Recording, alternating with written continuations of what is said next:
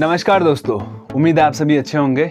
In this video we gonna discuss about writing कि writing का कितना इंपॉर्टेंस है हमारी लाइफ में। बात है 2019 की, जब मैंने लिखना शुरू किया था and over time I found out कि ये मुझे काफ़ी हेल्प कर रहा है मेरी अंडरस्टैंडिंग को इम्प्रूव करने में, चीज़ों के बारे में मुझे ज़्यादा क्लैरिटी मिल रही है इसके through. So in this video I am gonna discuss about some key points जिन पर आपको लिखने मात्र से काफ़ी हेल्प मिल सकती है।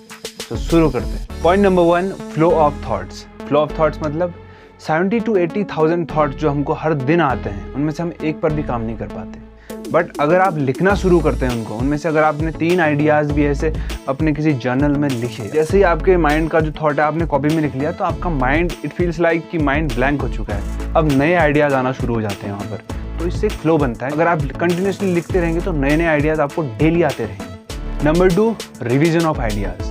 रिविजन ऑफ आइडियाज़ मतलब ये जो 70 to 80,000 थॉट्स आते हैं, अगर हम इनको ना लिखें तो क्या होगा कि हम अगले दिन सारे थॉट्स भूल जाते हैं। आपने अक्सर ध्यान दिया होगा कि आज आपके पास एक बहुत बढ़िया प्लान है अपनी लाइफ को लेकर के, आपको आइडियाज़ आ रहे हैं बहुत बढ़िया, आप मोटिवेटेड फील कर रहे हैं अंदर से। अगले दिन क्या होता है, आप एकदम डिस्ट्रेस फील कर रहे हैं, कुछ भी आपको जो है मोटिवेट नहीं कर रहा है, आप बैठे हुए एक जगह पे, कुछ काम करने को मन नहीं कर रहा। बट अगर आप अपने थॉट्स को लिखना शुरू करेंगे, आप उन कल के आइडियाज़ को रिविजन कर सकते हैं। उनका आप देख सकते हैं कि कल मुझे क्या आइडियाज़ थे मेरे पास में, उनसे लिंक्ड आइडियाज़ आपको फिर आना शुरू हो जाते हैं। तो ये भी एक फ्लो बनाता है, रिवीजन ऑफ थॉट्स। अगर आप अपने आइडियाज़ का रिवीजन करते हैं अगले दिन, तो इससे फिर फ्लो मेंटेन हो जाता है। Point number 3, connecting dots.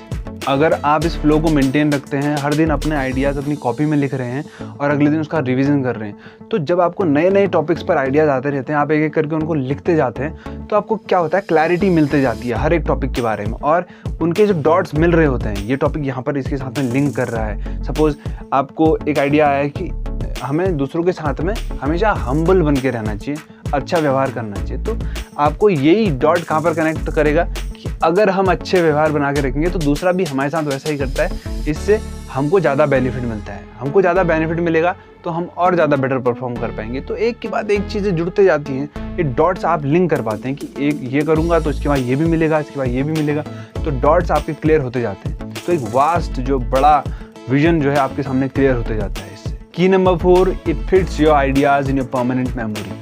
अगर आप हर दिन अपने थॉट्स को लिख रहे हैं और हर दिन उनका अगले दिन रिवीजन कर रहे हैं, तो ये जो प्रोसेस है इसमें काफ़ी सोचने की ज़रूरत पड़ती है। अब आप सोच करके, लिखने से पहले हमको सोचने की ज़रूरत पड़ती है कि मैं क्या लिख रहा हूँ। तो जब आप हर दिन अपने आइडियाज़ को कॉपी में लिख रहे हैं और अगले दिन उनका रिवीजन कर रहे हैं, it demands a presence of mind. ये काफ़ी ज़्यादा अटेंशन की डिमांड करता है। तो जब आप अटेंशन दे करके रोज़ अपना आइडियाज़ अपनी कॉपी में लिख रहे हैं, तो इससे क्या होता है, आपका वो लिखा हुआ आपकी परमानेंट मेमोरी में चले जाता है, क्योंकि आप अटेंशन दे करके लिख रहे हो उसको। जब भी आप प्रेजेंट में ध्यान देते हैं तो इंसान उस चीज़ को कभी नहीं भूलता। सो जब आप प्रेजेंट में ध्यान दे करके लिखते हैं किसी चीज़ को, ये आपकी परमानेंट मेमोरी में चले जाता है और परमानेंट मेमोरी आपको एक वाइड रेंज में कॉन्सेप्ट्स को समझने में काफ़ी हेल्प करती है। Point number 5, subject clarity. अब आप हर दिन ये चीज़ जब परफॉर्म कर रहे हैं तो आपको नए नए आइडियाज़ हर दिन आ रहे हैं। आप हर दिन ये जो मेंटेन करके रखे हुए हैं फ्लो को, इसमें आप हर दिन इन्वॉल्वमेंट कर रहे हैं, हर दिन इससे अलग हो रहे हैं और नए आइडियाज़ फिर से आपके दिमाग में आ रहे हैं। तो ये होल प्रोसेस क्या करती है, आपके पास एक आइडियाज़ का स्टॉक बना देती है, जैसे कि गोडाउन होते हैं। तो वहाँ पर से आप कभी भी, और वो गोडाउन क्या है थॉट्स का, आपके पास रिटन डाउन आपकी कॉपी में, आप जब चाहें वहाँ पर से लिंक कर सकते हैं। या तो आपकी वो परमानेंट मेमोरी में है, अगर नहीं है तो आप उस कॉपी में देख सकती हैं what is the exact idea. तो इससे क्या होगा, आपको और ज़्यादा क्लैरिटी मिलती है कॉन्सेप्ट्स की, और ज़्यादा क्लैरिटी, आप सिंपल वे में जो है किसी भी चीज़ को समझ सकते हैं। Point number 6, ideas expression. अब आता है लास्ट की पॉइंट, आइडियाज़ एक्सप्रेशन।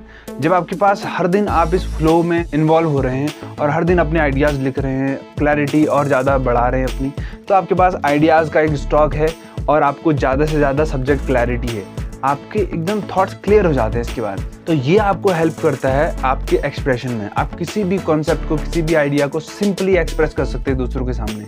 और अगर आप सिंपली किसी भी चीज़ को दूसरों को समझा सकते हैं, तो इससे दूसरों की नज़र में आपका पर्सनालिटी बिल्डअप होता है। तो इससे आपकी पर्सनालिटी, इन्फ्लुएंस, दूसरों का आपके लिए परसेप्शन, सब कुछ चेंज हो सकता है। So this is a main की पॉइंट कि आप लिखें। So writing has a vast impact on humans life, on any persons life. तो आपकी लाइफ में भी लिखने का बहुत ज़्यादा इंपॉर्टेंस है। लिखिए, अपनी क्लैरिटी बढ़ाइए, अपने वैल्यू बढ़ाइए, अपना इन्फ्लुएंस, इम्पैक्ट लोगों पर और अपनी पर्सनालिटी को डेवलप कीजिए। So writing gives you clarity about everything. अपने थॉट्स, अपने आइडियाज जो भी आप सोच रहे हैं, just write down every day in your notebook. एक जर्नल मेंटेन कीजिए। उम्मीद है आपको इस टॉपिक पे क्लैरिटी मिली होगी, आपको ये टॉपिक समझ में आया होगा कि why writing is very important for you. अगर आपका कोई क्वेश्चन, सजेशन या क्वेरी हो तो please write down in the comment section. I am reading your comments in the comment section. अगर वीडियो आपको ये वाली पसंद आई होगी तो लाइक करना और शेयर करना अपने दोस्तों के साथ में। चैनल पर नए हैं तो सब्सक्राइब जरूर करना। नमस्ते, थैंक यू वेरी मच। मिलते हैं अगली वीडियो में।